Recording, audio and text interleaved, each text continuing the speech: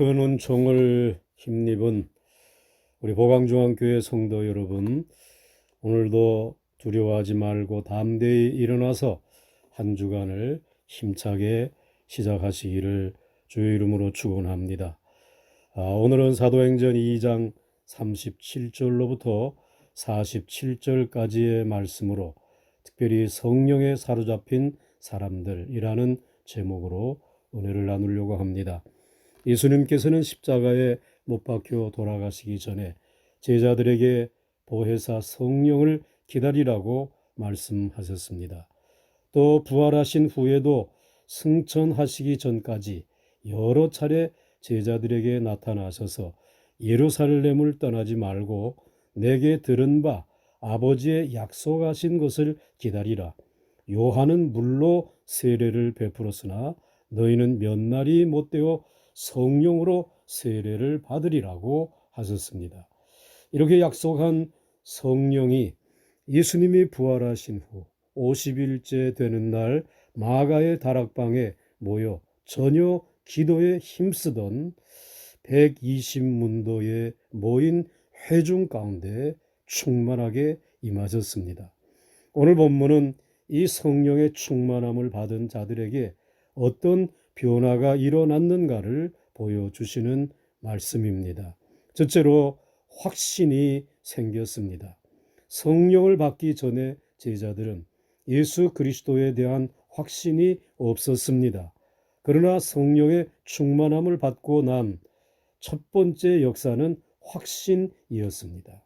그래서 그들은 오순절을 지키기 위해 세계 각국에서 모여온 사람들에게 하나님의 큰 일을 말하였다라고 기록하고 있습니다.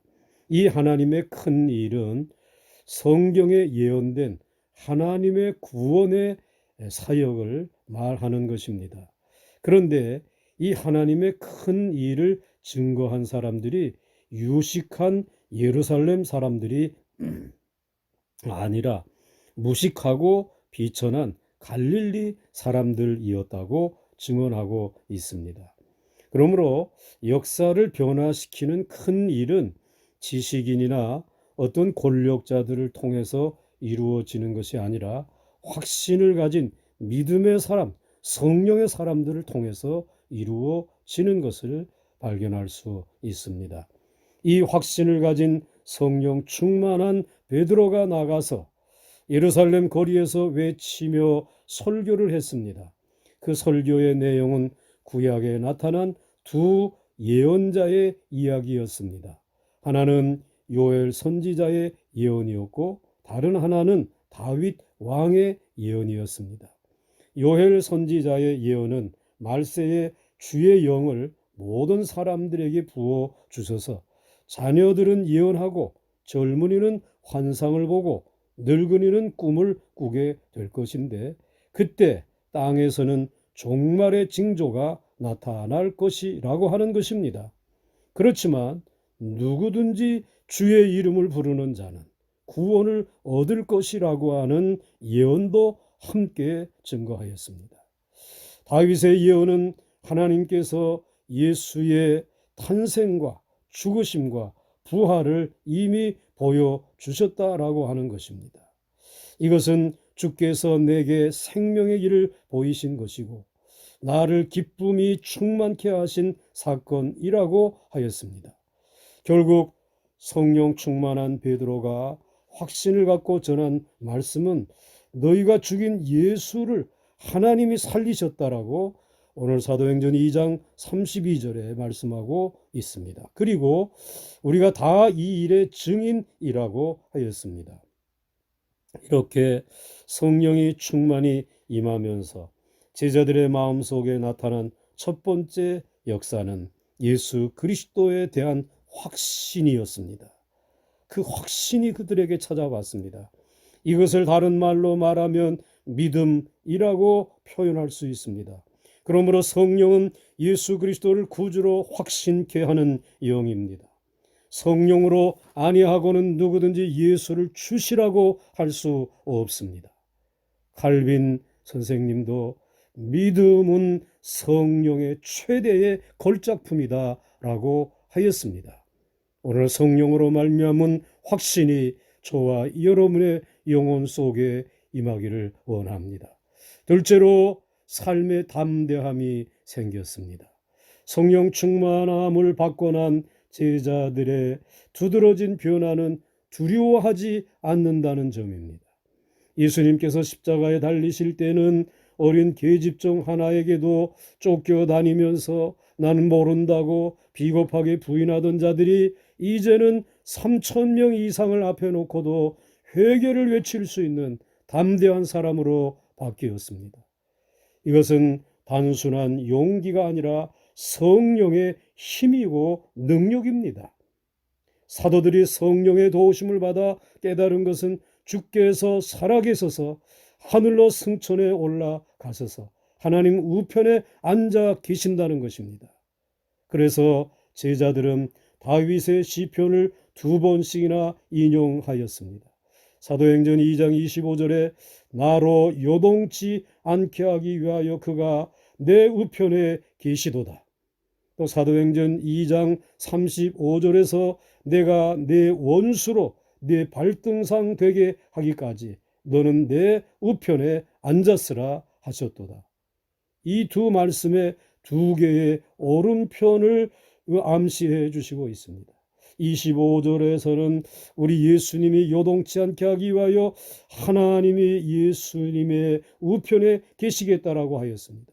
35절에서는 예수님을 우편 보좌에 앉히신 것을 발견할 수 있습니다.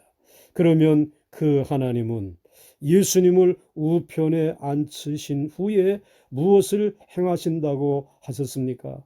내가 내 원수로 내 발등상 되게 하겠다라고 하셨습니다. 하나님께서 그리스도를 대적하는 원수들을 쳐서 보좌에 앉은 그리스도의 발등상이 되게 하시겠다는 말씀입니다. 본래 발등상은 왕이나 군주들이 발을 올려놓는 상을 의미합니다. 그 상에는 특히 다른 나라와 전쟁에서 이기고 정복한 나라의 모습들을 발등상에 그려 놓는다고 합니다. 그리고 그 위에 발을 올려 놓는다는 것은 내가 승리하였다, 내가 지배하고 있다라고 하는 표시라고 합니다. 죄와 죽음과 사탄과 질병과 모든 저주를 친히 우리 하나님께서 그리스도의 발등상이 되게 하셔서 오른편에 앉으신 주님께서 지배하도록 통치하도록 하시겠다라고 하는 말씀입니다. 이렇게 하나님께서 예수 그리스도가 세상에서 고난을 받을 때는 그가 음부에 떨어져 썩지 않고 요동치 않게 하기 위하여 그 오른편에서 동행하여 주셔서 마침내 생명의 길로 인도해 주십니다. 그리고 고난을 물리치시고 부활의 첫 열매가 되어 승천하신 후에는 그 주님을 오른편 보좌에 앉으라고 명하시고 친히 그리스도의 원수를 내 발 아래 복종시켜 발등상이 되게 하겠다라고 하셨습니다.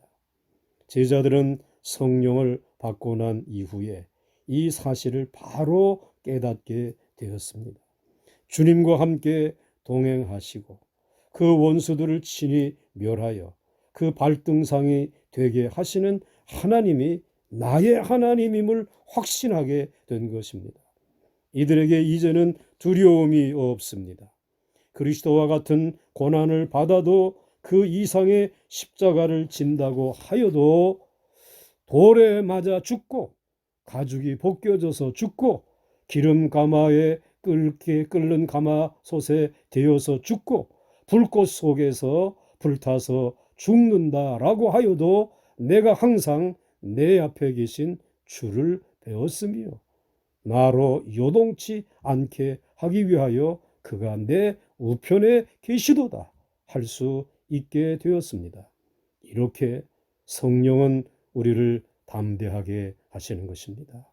오늘 이 담대하게 하시는 거룩한 영이 우리와 함께 하시는 줄 믿으시기 바랍니다. 끝으로 삶의 변화가 생겼습니다. 오늘 본문에 모든 재산과 소유를 팔아 나누어 주고 기쁨과 순전한 마음으로 하나님을 찬미하였다고 말씀합니다. 47절에 온 백성에게 칭송을 받으니 주께서 구원받은 사람을 날마다 더하게 하시니라. 온 백성의 칭송을 받는 자 되었다는 말이 중요합니다. 종교의 무덤과 같았던 예루살렘을 성령 받은 120명이 살아있는 도성으로 변화시켜 놓았던 것입니다. 백성이 칭찬했다는 말은 성령 받은 자들의 삶이 변화되었다는 말입니다. 즉 거듭났다라고 하는 말입니다. 새 사람이 되었다는 말입니다. 성령은 이렇게 그들의 마음을 변화시켰고 그들의 태도를 변화시켰고 마침내는 그들의 삶의 모습을 변화시켜 주셨습니다. 그러므로 성령에 사로잡힌 사람들은 첫째로 확신을 가진 사람들입니다. 둘째로 담대함을 지닌 사람들입니다. 셋째로 온 백성에게 칭송을 받는 변화된 사람들입니다. 그래야 예수 그리스도의 진정한 증인이 되어 땅끝까지 이르러 복음을 전할 수 있는 줄 믿으시기 바랍니다. 오 주님, 이 아침에 성령의 충만함을 부어 주시옵소서. 부활 후 아버지 하나님의 거룩한 성전과 같은 저들의 가정에서 마가의 다락방과 같은 성령 충만함을 체험하기를 원하는 하나님의 백성들의 머리 위에 안수하여 주시옵소서. 확신을 가지게 하여 주시옵시고 담대함을 지니게 하여 주시옵시고 이제는 삶의 변화를 얻어 하나님의 사람으로서 새로운 삶을 오늘 이 시대 속에 살아가면서 전도의 길이 막혀져 있는 이와 같은 때에 복음을 담대히 전할 수 있는 오늘 하나님의 전도자들, 성령의 사람들 되게 하여 주시옵소서. 예수님의 이름으로 간절히 기도드렸사옵나이다. 아멘.